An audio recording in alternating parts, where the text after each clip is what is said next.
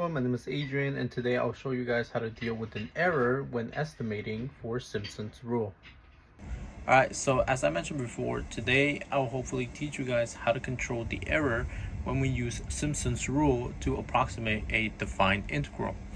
I'll introduce the key ideas as we go, show the error formula we use, explain how to pick the constants, and then work through an example step by step so you guys can see how to choose the number of subintervals. Now the idea is that when we approximate an integral with Simpson's rule using an amount of subintervals, there is an error E sub s.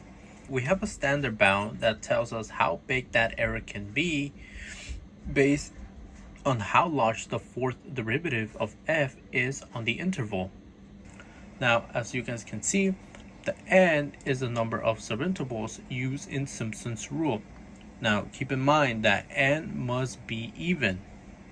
The k represents any constant that bounds the fourth derivative on the whole interval. Now, this formula shows us two important things. The error gets smaller when the interval b minus a is small, and shrinks like 1 over n to the fourth power as n increases. The n to the fourth power means Simpson's rule can be very accurate with a modest number of subintervals. Now let's apply this to the textbook's example. The example mentions that we want Simpson's rule to approximate the integral from 1 to 2 of 1 over x dx to within 0.0001. First, we want to identify the f and calculate the fourth derivative. It's easier to write that f of x would equal to x to the power of -1 and differentiate repeatedly. F of x will equal to x to the -1. F prime of x equals -x to the -2. F double prime equals to 2x to the -3. F triple prime equals -6x to the -4, which means we then get f to the fourth of x equals 24x to the -5. Now we want to find a suitable k on the interval 1 and 2. To do this, we need a bound for the absolute value of f to the fourth of x when x is between 1 and 2. Since x to the fifth power is its smallest when x equals to 1 on this interval, 34 over x to the fifth power is its largest when x equals to 1. Because of this, we write it down as absolute value of f to the fourth of x equals absolute value of 24 over x to the fifth is less than or equal to 24 for x between 1 and 2. Because of this, we may take 24 to be k. Now, plug k, a, and b into the Simpson's error bound and solve for n.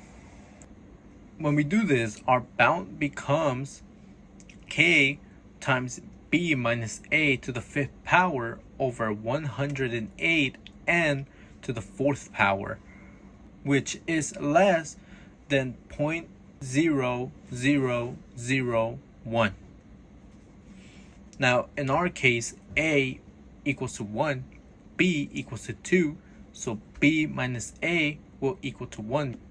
Now, when we substitute k, which is 24, and b minus a, which is 1, we get 24 times 1 to the fifth power over 108 and to the fourth power, which once again is less than 0.0001. Now, we can simplify all this into 24 over 180 and to the fourth power, which is still less than 0.0001.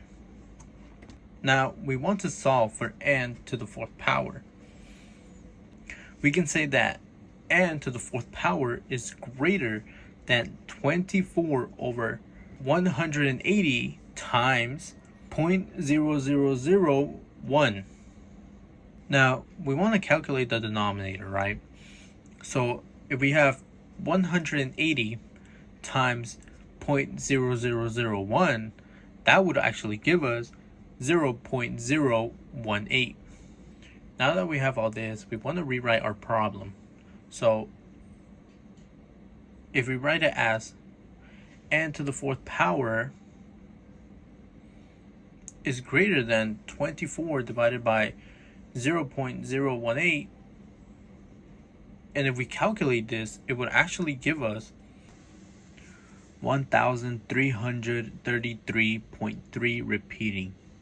Next, we want to take the fourth root, which after calculating, we get 6.04. Now, we want to pick an allowable n. Why? Well, as I mentioned before, Simpson's rule requires n to be even. Therefore, we must choose an integer that is greater than 6.04. So, taking 8 subintervals will pretty much guarantee that when we approximate the integral from 1 to 2 of 1 over x dx with Simpson's rule, it will be accurate within 0.001.